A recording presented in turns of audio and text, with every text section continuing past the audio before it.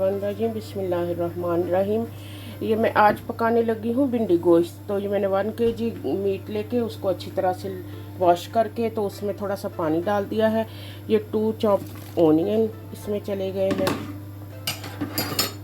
तो इसको मैंने गलाना है पहले। आपको पता है जैसे गोश्त को तो कंप्लीट पहले हमने भूनना होता, पकाना होता, उसके बाद भिंडी फ्राई करके उसमें जाती है। तो ये मेरे पास सॉल्ट, हल्दी और रेड चिली पाउडर, ये भी मैंने 1 स्पून सारे इसमें डाल दिए हैं। अभी मैं इसके अंदर गार्लिक जिंजर पेस्ट डालने लगी हूँ। ये देखें 2 स्पून भर के मैंने गार्लिक जिंजर पेस्ट डाल दिया, फ्रेश वाला। तो अब हमने इसको अच्छी तरह से मिक्स कर देना। मिक्स करके तो एंटिल ये वाला पानी जो है ना ड्राई होता उस वक्त तक हमारा ये मीट गल जाएगा। तो फिर उसके बाद हम आगे वाला प्रोसेस आपको दिखाते हैं। अब मैं इसके ऊपर लिड लगाने लगी हूँ। गोश्त जो हमने गलाने के लिए रखा था देखिए वो पक रहा है। इधर हमने ऑयल डाला है पतीली में और इसके अंदर अब हम भिंडी फ्राई करते हैं।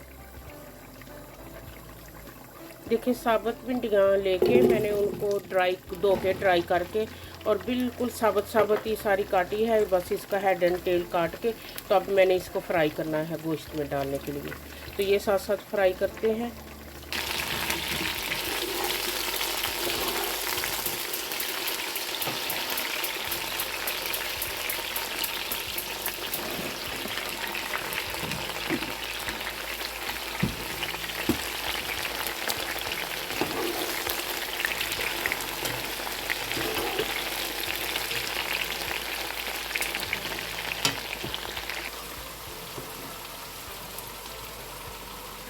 थ्री टमाटर चॉप किए हैं और 2 ग्रीन चिली।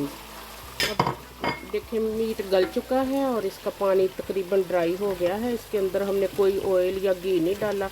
अब मैंने इसके अंदर टमाटोस डाल दिए हैं।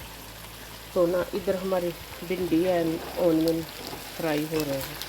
ये थोड़ा फ्राई हो जाते हैं तो फिर हमने इसके अंदर मीट ऐड कर देना। देखिए ऑनियंस और भिंडी फ्राई हो चुके हैं। ऑनियंस हमने इतने फ्राई करने हैं, ज़्यादा नहीं करने। तो ना इधर अब हमने ना ये जो मीट पकाया है ना इसको इधर ऐड करने लगे इसमें।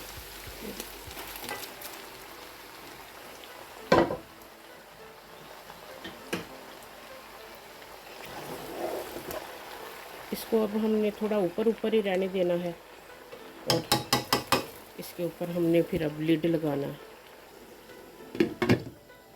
अब हमने इसको 3 और 4 मिनट्स के लिए ऐसे ही रहने देना है दम में।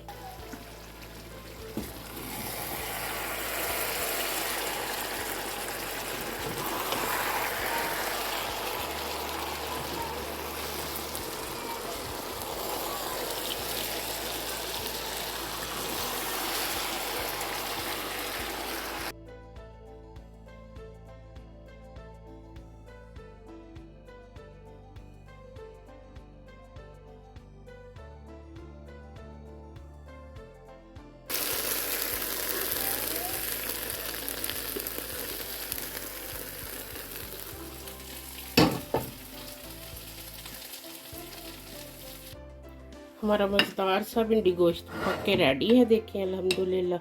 तो अब हम इसको गार्निश करते हैं लेमन और ना ये देखिए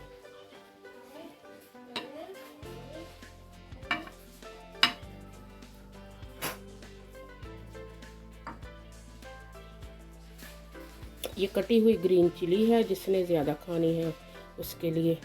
तो ना बाकी कटा हुआ धनिया